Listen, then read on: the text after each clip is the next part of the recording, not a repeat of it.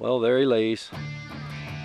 And the drama actually started yesterday with this guy. Here we go again. Here we go. Here we go again. Hey, good luck finding him. Yep, sure enough. Oh my, what an awesome 2 days. Real quick, Jeff, tell us about your day yesterday, and then we'll talk about this buck. My day yesterday was very brief, actually. It was Three brief. bucks in the first 20 minutes or so, shooting light. Split G2 8-point, might have been in the mid to upper 20s, and a little basket 8-point came through. And then the buck that I harvested, 4.5-year-old deer like Mallee's.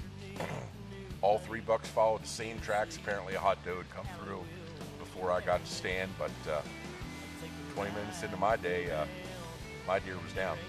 And again, just another mature, big, beautiful Illinois whitetail. Doesn't get any better than this. Well, you know, we came all the way out here. You came from Wyoming. Yep. And I came from Maryland, and Brenda and I bought this farm 7 years ago when we got married. It's been a great place to come out and hunt.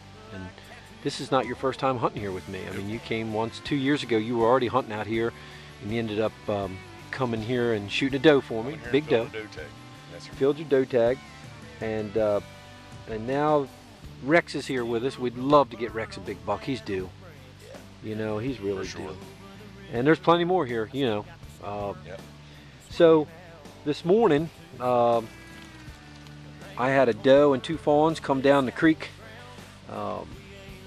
Then a couple does up on the hillside were getting bumped by this guy, and the does turned around and ran back. I thought he went with them, and I thought, man, he's gone. A couple minutes passed, and then I saw the tips of his antlers up there, and he was just sitting there, nose in the air, smelling, and he turned and walked right down the ridge. I said, oh my goodness, he's gonna do like all the deer do. They come off that ridge and come down, and he did. He came down to me, crossed over the saddle, and I shot him for, I don't know, 55 yards, something like that, with a little 20 gauge, those AccuTips.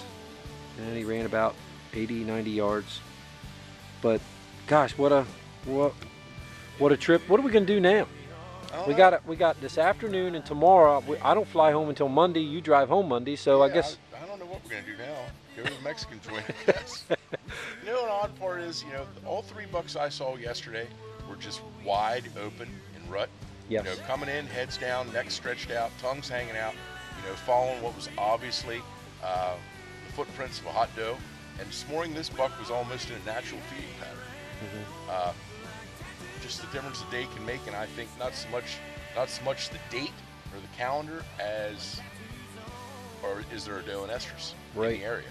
And he's a boy. You can feel his backbone. He's run down too. But, You know, your buck yesterday, we kind of figured he'd probably dress in that 180, 190 range. Yeah.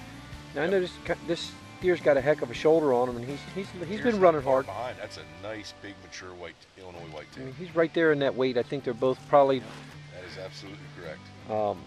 And the cool thing is, we talked about this earlier. I've had this farm for 7 years. We grew that deer. You know, we never want to take away from their natural ability to survive, because they are survivors. But I am confident. I have pictures of this deer last year and this year.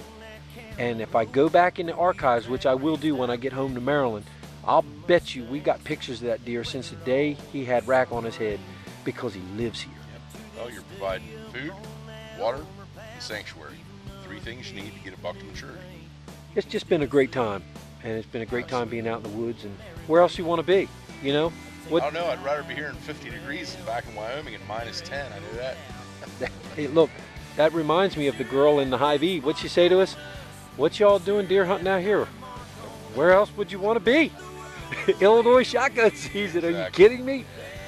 I'll leave it with this.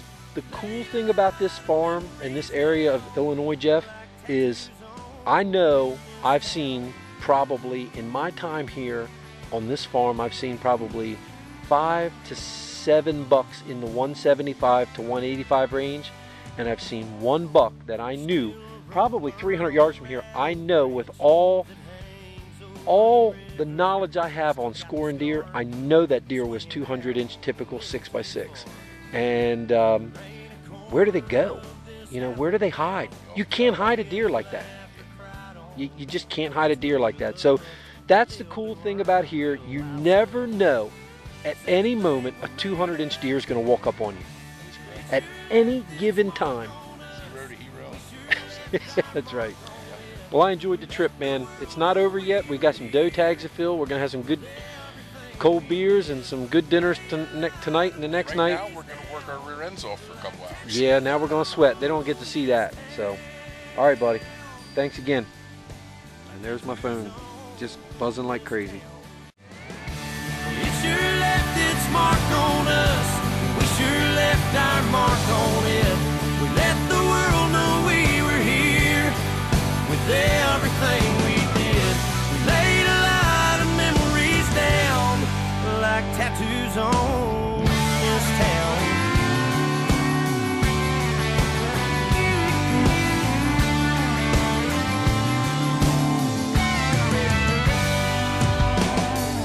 There's still a rope burn on that oak branch that hangs over the river. I still got the scar from swinging out a little too far. There ain't a corner of this hallowed ground that we ain't laughed or cried on. It's where we loved, lived, and learned real life stuff.